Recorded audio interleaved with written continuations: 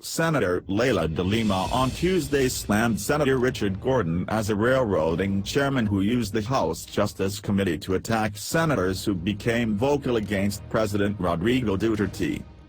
De Lima has filed a 151-page dissenting report, the Joint Committee Report No. 18 of the Senate Committees on Justice and Human Rights and on Public Order and Dangerous Drugs, chaired by Gordon and Senator Panfilo Lacson, respectively. In her dissenting report, De Lima expressed her indignation against the use of a committee report and committee proceedings to attack two senators. De Lima was referring to herself and Senator Antonio Trillanes, for whom the committee report said should be held accountable for their supposed unparliamentary conduct during the course of the Senate probe on extrajudicial killings. De Lima said she and Trillanes made a cover-up and whitewash of the investigation difficult to accomplish, what with all their noise and protestations against railroading chairperson. De Lima said they were singled out in the report for being the two most vocal anti-Duterte senators. She also took exception to the fact that the committee report presented her as a bitter politician ought to make it even against Duterte. Duterte had accused De Lima of being involved in the illegal drug trade.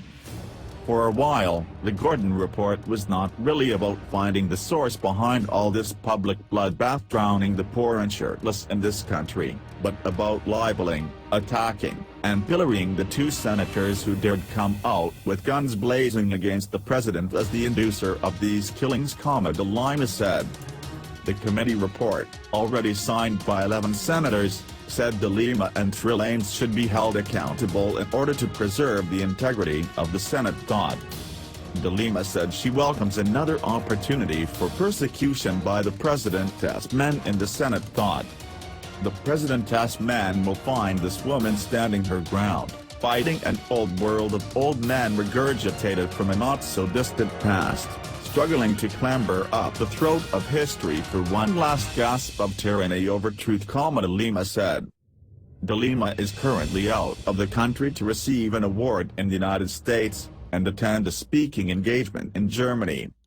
Sa batas yan, yung Anti-Voyeurism Act, na may mga pinapakalat silang ganyan, mga pinapakita nila, labag po yan sa batas. So kaya lang kanino ako dudulog para imbestigahan yan? Kanino ako dudulog para aksyonan yan? PNP ba? NBI ba? DOJ ba? Magkakakontsaba sila lahat dyan sa paghahanap at pagfafabricate ng mga ebidensya na yan laban sa akin. So yan nga ang aking predicament ngayon. Siyempre, kailangan ko rin ng hustisya. Justice dyan sa mga, justice against dyan sa mga kasinungalingan na yan, dyan sa mga sobrang panggigipit sa akin, acts of oppression, acts of persecution. I do need and I cry for justice. Ang isa nga sa mga unang ifa-file naman on the offensive side of things, kasi ang aking legal moves would be both defensive and offensive. Defensive, kapag may pina-file na kaso, kailangan kong harapin, kailangan kong sagutin.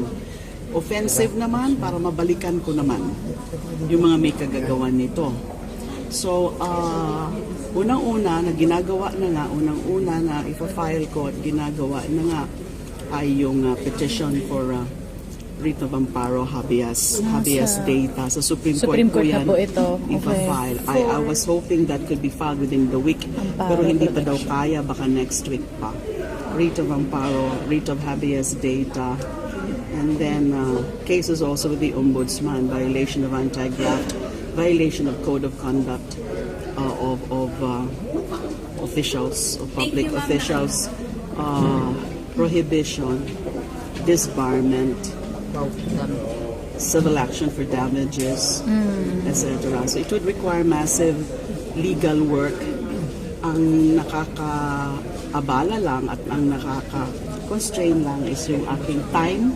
Hindi naman ako, alam namang pabayaan ko na itong trabaho ko dito sa Senado. Tsaka resources, wala naman po akong pera para sa legal defense. Sino kakasuhan? Ma'am, sino kakasuhan daw, ma'am? Aray. Ayan, yan, yan. Even si Pangulong Duterte po. Wow! All the way. Kahit may immunity, ma? Going to file a test case. Ah, test case. Na may mga pagkakataon po na hindi pwedeng i-invoke ang presidential immunity from suit. Ito po, itong test case na ito. Kasama yan sa Rito Amparo, habeas data. Meron pa ho akong mga iba. Pero I Okay. would not muna to be laying all my cards on the table. Okay. Kasi baka mapaghandaan po ako Oo nga. ng mga yan, lalo ng napaka-lopsided po ng laban. Ako lang po nandito, and then sila yung mga kalaban. So meron po kami mga iniisip.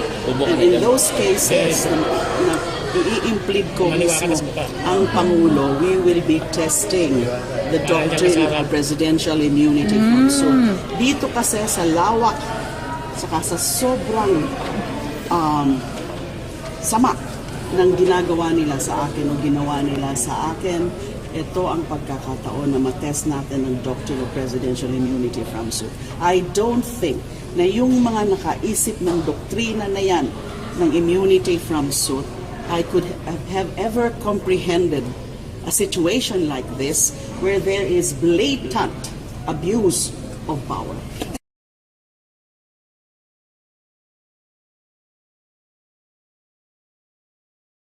I'm asking you now, who is that compadre you are supposed to be disclosing as allegedly the one who called you and gave you that order, whatever it is, order, advice, request, etc., to reinstate Superintendent Marcos?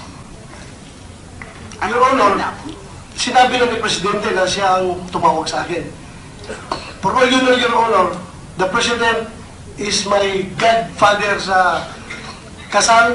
At the same time, he is also my compadre, Your Honor. So siya Maraming pala- cases na kaming naging compadre, Your So Honor. siya pala ang ituturo mo eventually or ultimately, you know, siya pala talaga ang ituturo mo. Kung maipit, Your Honor, sasabihin ko, pagpalit tayo ng posisyon, Your Honor, ikaw mag-CPNP. Kung kaya mo Please mag-implicate do ka not ng Presidente, argue Your with Honor. me. I'm the one asking you a question here. Yes, Your Honor. I Do am not argue with me. I've had enough of you. Kayong lahat ng mga nagsisinungaling. Go ahead. I'll answer the question. Please state the question again, Your Honor. So kung inipit ka pala ng Senate Committee o kung sino man para pangalanan yung tumawag sa'yo na inorderan kang i-reinstate si Marcos, si Presidente naman pala talaga ang ituturo mo. Yes, Your Honor, because I am magsiswear ako dito, hindi ako pwede magsinungaling, Your Honor. Sabihin ko totoo. But I was talking to the media. Alam ko media, piniplay ako ng media na gano'n. So, nag-isakay rin ako sa kanila, Your Honor. Alam mo naman media na sinusundot ka na parang And magsalita. supposedly, the cited reason is for humanitarian consideration dahil nga mapapalayo daw dapat si Superintendent Marcos sa pamilya siguro or whatever. Yun ang sinabi niyo po, di ba? Humanitarian consideration. But the President never said about humanitarian consideration. Ano yung sabi niya? Cloak and dagger. Cloak and dagger. What is cloak and dagger? Hayaan niyo lang muna siya na nandyan siya sa Region 8 para masubaybayan niya yung kanyang mga kalokohan. Isn't that the explanation of the President? Your Honor, yung kumpadre ko na yan, Your Honor, sasabi ko si Bongo, siya yung tumatawag sa akin, Your Honor. Tumatawag sa akin, pinasa yung cellphone kay Presidente. So, But before binigyan ni Bongo sa Presidente, Your Honor, meron na rin siya sinasabi na pasiuna, kakausapin na ni Presidente pre, tungkol dito sa problema ni Marcos. So yun na yung napag-usapan namin, Your Honor. So kung inaamin mo na kumpadre mo rin po si Bongo, so ibig sabihin yan, kasi sinasabi, kinoconfirm mo yung reason, which is humanitarian consideration as against the President's reason, which is, subaybayan muna natin yan. So, that means, kinausap ka rin ni Bongo about it. Hindi lang siya yung pinatawag at inabot yung cellphone kay Pangulo. Nag-usap muna kayo ni Bongo at sinubukan ni Bongo na sabihin yung sa'yo, for humanitarian consideration, ipastay muna natin si Marcos. Bakit hindi nagtutugma yung mga rason? So, ibig sabihin, may ibang nagsabi, unless that's your invention, may ibang nagsabi na for humanitarian consideration, pero iba yung rason ng ating Pangulo. So, sino yan? It must be Bongo. Correct? Yan po sinabi ko sa media, Your Honor.